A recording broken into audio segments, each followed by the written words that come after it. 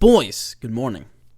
And I open up with boys, men, guys, what's up? This is my official announcement. So episode 50 is coming out next week, guys. And I know you've emailed me your voice memos, you sent me DMs, you sent me emails, which I appreciate. So I'm going to be pushing that more often, right? But because I want to hear more stories, more real people stories.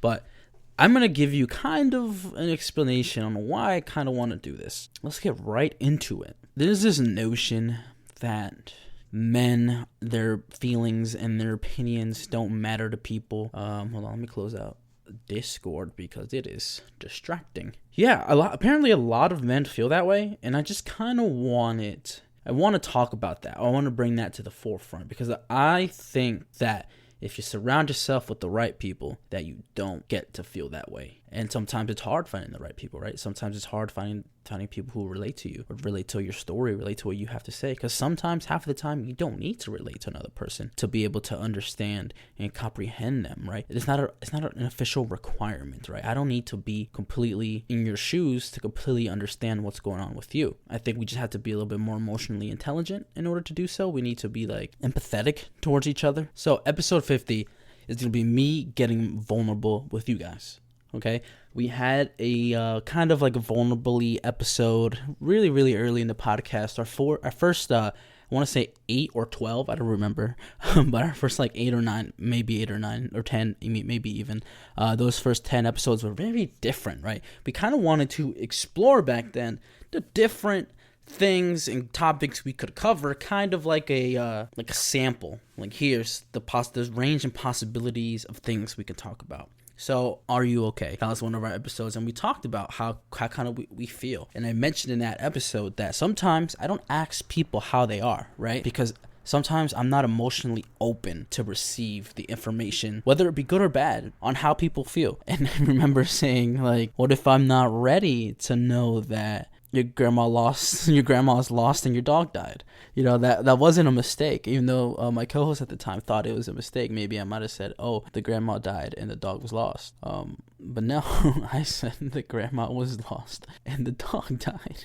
And sometimes I'll take accountability. Sometimes I wake up and I'm not ready for the day, let alone ready to kind of be emotionally available to somebody. But there is the times that I am. Right? There are the times that I do want to talk about how you feel, and I do want to know what's going through your head at that exact moment. And I'm open to communicating that with you because at the end of the day, we carry those things with us. I remember dealing with a person who would just be literally a fountain of people's problems. People would trauma dump. People would just complain to utter hell, tell them what's wrong with them. And this person, it was really affecting them. They couldn't really let it go unless they physically were in a whole different environment, surrounded by nature or water or something like that, and just physically letting that go, letting those emotions go. I was telling them, I was like, you're too open, right? And as selfish as that sounds,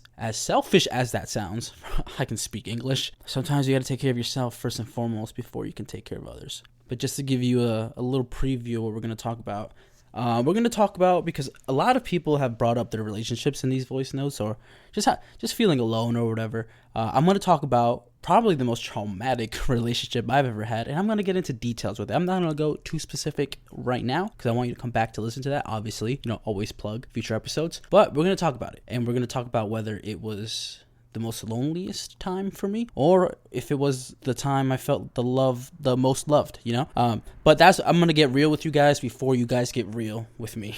And I love hearing your voice memos, dude. Shout out to this one guy. I'm gonna keep you anonymous until the episode airs, but he sent me a 20-minute voice memo, just kind of just dumping his thoughts and feelings, and it was the most raw thing I think I've ever heard up to now. A lot of other people got kind of real specific in a real short amount of time, but he literally sat there for 20-some minutes and just got a lot out of his chest and a lot of his story. And I actually really, really, really admire the vulnerability that took, the bravery that took. So shout out to that guy. But yeah, this is the game plan. Out of the series of episodes I want to release, I I'm gonna tell you my story a little bit. Let's get real with each other, and then B, somewhere down the line, I'm gonna post those episodes once I get all those details. Once I get all that information, I'm gonna put it together. I'm gonna really take my time with it, but I kind of want this mini and next week's Idle Talk episode to kind of be like the example of what it could be and what we could do, because my end goal of it all is there's so many people out there, so many men in particular, that just feel like there isn't a community for them. So what if we built that from scratch? And I've seen a lot of people kind of try to do that, and it works. I never